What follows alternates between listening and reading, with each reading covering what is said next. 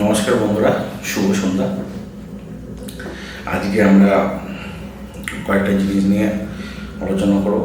প্রথমে থাকবে শ্রেয়স আইয়ারকে নিয়ে, দ্বিতীয় রোহিত শর্মাকে নিয়ে এবং তৃতীয় কথা রিঙ্কু সিংকে নিয়ে। এই তিনটে প্লেয়ারকে নিয়ে আজকে আমাদের বক্তব্য থাকবে। প্রথম কথা আছে শ্রেয়স আইয়ারকে নিয়ে। আমি ডিটেলড একটা ভিডিও করেছি, 3টে পার্টে আছে, দেখে নেবে।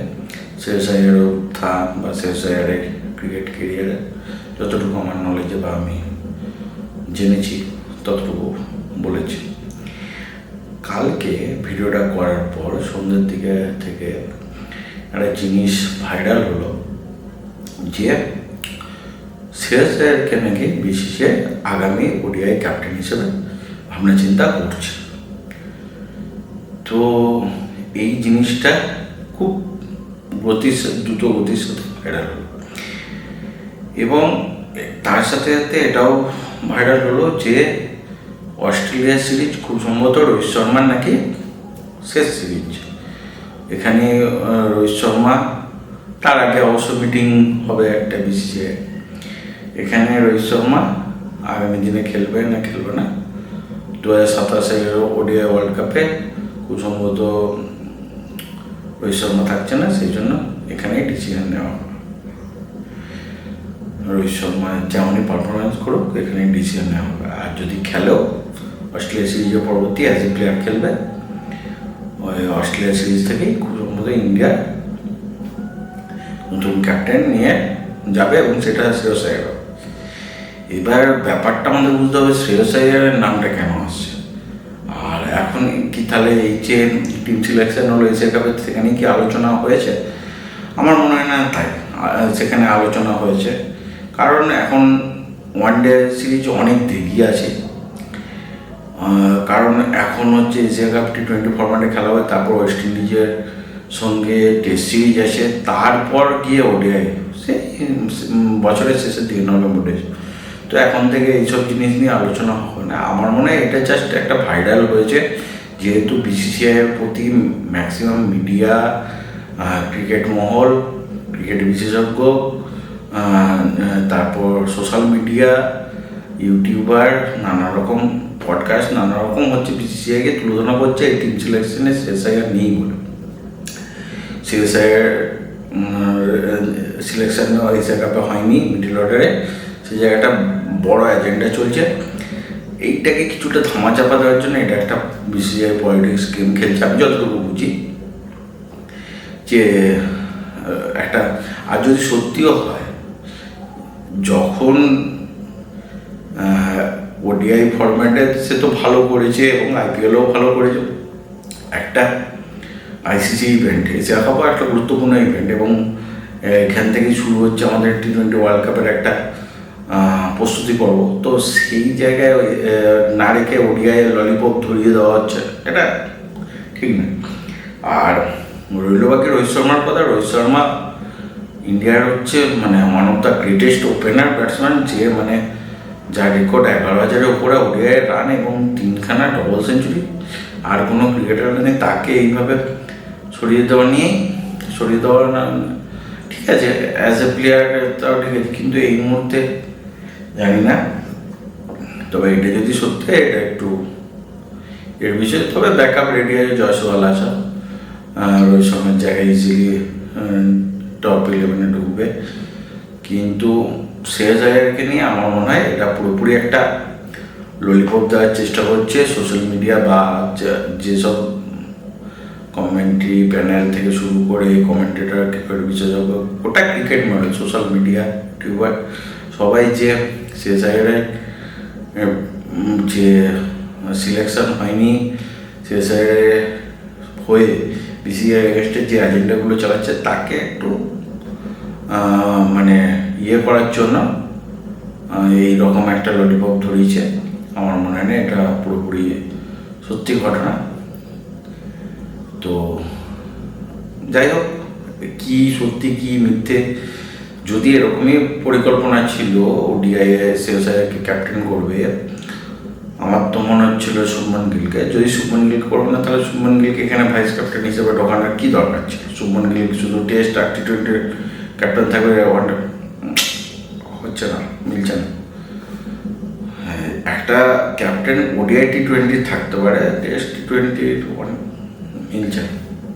আর এখানে শুভমান গিলকে ভাইস ক্যাপ্টেনকে করতে গিয়ে টিম সিলেকশন থেকে শুরু করে কত কিছু গণ্ডগোল, শুভমান গিলকে পোস্টার বই করতে গিয়ে কত কিছু মানে আবার নতুন করে সাজাতে হবে। প্রথম কথা, ওপেনার গিল যেহেতু ভাইস ক্যাপ্টেন, ওপেনার হিসেবে খেলবে, সঞ্জু স্যামসন ফার্স্ট 11-এর বাইরে থাকবে। জিতেশ শর্মা লাস্ট কয়েকটা সিরিজে সেরকম পারফরমেন্স, আইপিএল ভালো করেছে, আইপিএল তো সব থেকে ভালো খেলেছে এইসব প্লেয়ারদের মধ্যে হিসেব করে দেখতে গেলে শেষে। আইপিএল নিয়ে কথা বলছি না, যে জিতেশ শর্মা লাস্ট কয়েকটা সিরিজ ইন্টারন্যাশনাল সেরকম ভালো প্লেয়ার, আমার খুব ভালো লাগে প্লেয়ারটা, কিন্তু পারফরমেন্স সেরকমভাবে ছিল না, তাকে ঢোকাতো। ঠিক আছে। দ্বিতীয় কথা, মিডল অর্ডারে শ্রেয়াস আয়ার নাই। হ্যাঁ, যদি শুভমান গিলকে না রেখে শ্রেয়াস আয়ারকে স্কোয়াডে রাখতে এত ইয়ে হতো না, বা জয়সওয়াল যে কোনো একজনকে রাখতে পারত। রিজার্ভে অনেক 20 জনের, মানে শ্রেয়াস আয়ারের র্যাঙ্ক T20 ফরম্যাটে আউট অফ 20 জনের পরে, এটা পরিষ্কার হয়েছে। তো তাকে ক্যাপ্টেন হিসেবে আমার মনে হয় না ভাবনা চিন্তা করছে। এটা একটা গুজব, এটা হাওয়ায় উঠেছে বা কেউ এটা একটা তুলেছে, এটা আস্তে আস্তে বন্ধ হয়েছে। এবার শ্রেয়াস আয়ারের টিমে ঢোকা নিয়ে যখন প্রশ্ন হয়েছে যে শ্রেয়াস আয়ার কার জায়গায়, কেউ বলছে রিঙ্কু সিং বা শিবম দুবে, তো ব্যাপারটা বুঝতে হবে শ্রেয়াস আয়ারের পজিশনটা অত নিচে না। রিঙ্কু সিং দুবে যেভাবে ফিনিশ করে বা শেষের দিকে, শ্রেয়াস আয়ারের পজিশনটা অত নিচে না। তো রিঙ্কু সিংকে নিয়ে প্রশ্ন ছিল, রিঙ্কু সিং আইপিএলের পর সেরকম ভালো পারফরমেন্স আসছিল না, এই নিয়ে অনেক কথা। তো বলে বন্ধুরা, রিঙ্কু সিং ইউপি T20 লিগে মিরাট ম্যাভরিক্সের হয়ে ক্যাপ্টেনশিপ করে এবং ওখানে আগের বছরও ওই টিমটা ভালো করেছিল, ক্যাপ্টেনশিপ করেছিল।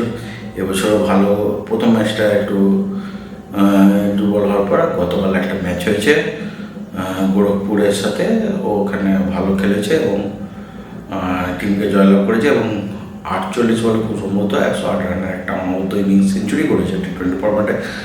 যে কোনো লিগে T20 ফরম্যাটে সেঞ্চুরি করা, এবং ইউপি T20 লিগে যেখানে গোরখপুরের ক্যাপ্টেন্সি করছিল ধ্রুব জুরাল, সব ইন্টারন্যাশনাল লেভেলের প্লেয়ার ছিল। তো এবং যখন ব্যাট করতে নামে তখন 38 রানে 4টে উইকেট পড়ে গেছে। ও 5 নম্বরে নেমেছিল, তারপরে ও নামার পরেও একটা উইকেট পড়ে এবং সেখান থেকে প্রথম 14-15 বলে স্ট্রাইক রেট কম থাকার পর সেটাকে এমন পিক আপে নিয়ে গেছে যেটা রিঙ্কু সিংয়ের পক্ষে পসিবল। আমরা জানি ওই প্লেয়ারটাকে, আমরা চিনি। এবং আমি দেখছিলাম, লাইভ দেখার সুযোগ হয়নি বলে হাইলাইটস দেখছিলাম, তো কিছু কিছু শট নিয়েছে যেগুলো আমরা সম্প্রতি ইন্টারন্যাশনাল ক্রিকেটে ইন্ডিয়ান প্লেয়ারদের কাছ থেকে দেখি না। খুব কম দেখে থাকলেও খুব কম প্লেয়ার আছে যে লোয়ার অর্ডারে এরকমভাবে ফিনিশ করে বা ইয়ে করে। তো এগুলো সাধারণত বিদেশি কোনো প্লেয়ারদের কাছে আমরা দেখেছি, অস্ট্রেলিয়া, সাউথ আফ্রিকা, এইসব প্লেয়ার এইভাবে ফিনিশ করা শেষের দিকে। সম্প্রতি ক্রিকেটে, ইন্ডিয়ান ক্রিকেটে এইভাবে ফিনিশ করতে দেখি। তো যাই হোক, ভালো সিলেকশন এবং KKR ইন্ডিয়ান টিম সবার জন্য রিঙ্কু সিংয়ের জ্বলে ওঠাটা দরকার ছিল, জ্বলে উঠেছে। এবং যারা রিঙ্কু সিংয়ের ফর্ম নিয়ে প্রশ্ন করছিল তাদেরকে ঠিক সময় ঠিক উত্তর দিয়েছে। তবে দেখা যাক আগামী দিনে বিরাট কোহলির ওডিআই নিয়ে কী হয়। রোহিত শর্মা ওডিআই কেরিয়ার খুব সম্ভবত 2025 লাস্ট, বিরাট কোহলিকে নিয়ে কোনো কথা ওঠেনি। যেটুকু শুনলাম, রোহিত শর্মা অস্ট্রেলিয়া সিরিজে যাওয়ার আগে রোহিত শর্মাকে নিয়ে বৈঠক হবে। রোহিত শর্মা খুব সুন্দর অস্ট্রেলিয়া সিরিজে ক্যাপ্টেনশিপ করবে না, সেখানে ক্যাপ্টেনের নাম ঘোষণা হবে বা ক্যাপ্টেন, পরবর্তী ক্যাপ্টেন কে হচ্ছে শুভমান গিল না শ্রেয়াস আয়ার না অন্য কেউ, অ্যাজ এ প্লেয়ার হিসেবে ওই সিরিজটা হয়তো রোহিত শর্মা খেলবে। তবে আমি চাই রোহিত শর্মা ঠিকভাবে রিটায়ার করবো, অবসর নিক, অন্তত বেশি তর থেকে একটা সম্ভাবনা থাকে। এবং বিরাট কোহলির জন্য ওরা টেস্ট আর T20 ফরম্যাট থেকে তো অবসর ঘোষণা করেই দিয়েছে, কোনো সেরকম ইয়ে হয়নি অন্তত ওডিআই থেকে। ঠিক আছে, তবে আরও কিছুদিন রোহিত শর্মা খেলতে পারতো। তবে এটাও ঠিক কথা যে 27 পর্যন্ত ওর ফিটনেস ঠিক থাকবে নাকি এটা ডাউটফুল, সেই জন্য এখন থেকে ভাবনা চিন্তা করে রাখাটা ভালো এবং নতুন প্লেয়ার তৈরি করা। জয়সওয়াল অলমোস্ট রেডিই আছে, জয়সওয়ালকে রীতিমতো আমার মনে হয় এশিয়া কাপেও রাখা উচিত ছিল। জয়সওয়াল হচ্ছে যখনই সুযোগ পেয়েছে যে ফর্ম্যাটেই হোক ভালো খেলেছে। এখনকার নতুন প্লেয়ারদের মধ্যে জয়সওয়ালই একমাত্র ভরসা দেয় যে কিছু একটা করবে এবং প্রতিপক্ষ মানে ভাবনা চিন্তার মধ্যে থাকে। তো যাই হোক, দেখা যাক শেষ ললিপপ বা রিঙ্কু সিংয়ের পারফরমেন্স, রোহিত শর্মার ওডিআই রিটায়ারমেন্টের ব্যাপারে কথাগুলো খবর পেলাম, তোমাদের সাথে শেয়ার করলাম। যদি আমার ভিডিওটা ভালো লাগে তোমাদের বন্ধুদের সাথে শেয়ার করো, আর ভিডিওটা ভালো লাগলে লাইক করো, আমার চ্যানেলটা ভালো লাগলে সাবস্ক্রাইব করো। ধন্যবাদ, আজকের মতো এখানেই থাক।